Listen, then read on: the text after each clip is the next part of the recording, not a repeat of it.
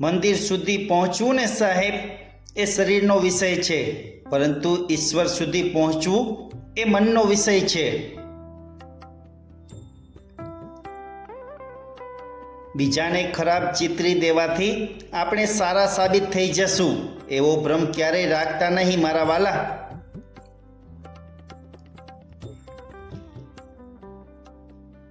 આજના માણસને લાકડીના ઘા કરતા લાગણીના ઘા વધુ દર્દ આપે છે સાહેબ.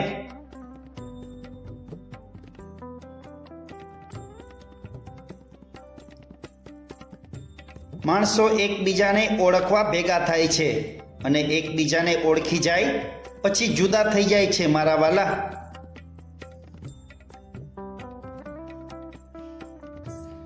તમારું કર્મ જ તમારી સાચી ઓળખ છે સાહેબ. બાકી તો એક નામના હજારો લોકો છે દુનિયામાં.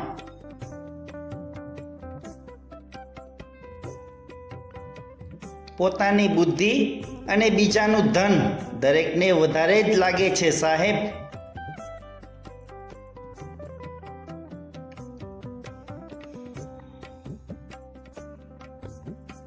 ઘર તૂટવાના કારણો ગુસ્સો, જીદ, ઘમંડ, જીભ અને સૌથી મોટું કારણ બીજાની વાતોમાં આવવું.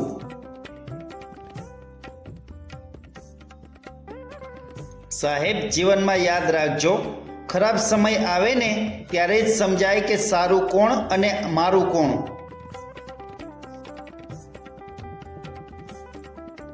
વ્યક્તિના જીવનમાં ક્યારેય ધાર્યું ના હોય અને માંગ્યું ના હોય, વિચાર્યું પણ ન હોય એવું મળી જાય તો એનું નામ કરેલા કર્મનું સુખ.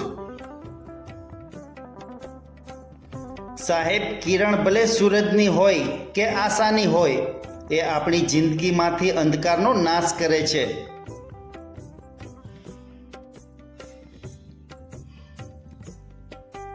ભાર એવો આપજે ઝૂકી ના શકું અને સાથ એવો આપજે કે હું મૂકી ના શકું.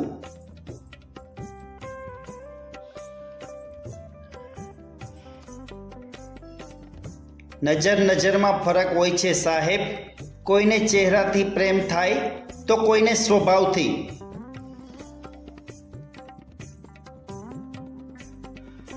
હકારાત્મક વ્યક્તિ પાસે દરેક સમસ્યાનું સમાધાન હોય છે સાહેબ, જ્યારે નકારાત્મક વ્યક્તિને સમાધાનમાં પણ સમસ્યા હોય છે.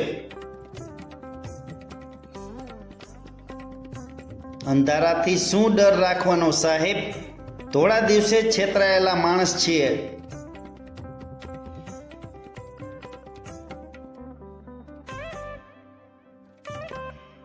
દલીલ કરીને તમે પ્રિય વ્યક્તિને હરાવી શકો છો, પણ દલીલ પડતી મૂકીને તમે એને જીતી પણ શકો છો.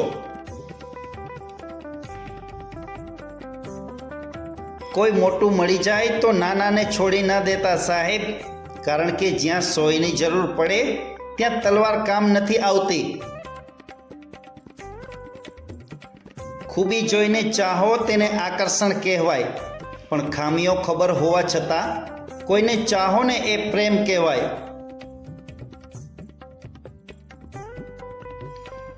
ખોટું બોલીને દિલ જીતવું મને ક્યારેય નથી આવડતું, પણ સાચું બોલીને કેટલીક વ્યક્તિને ગુમાવી છે સાહેબ.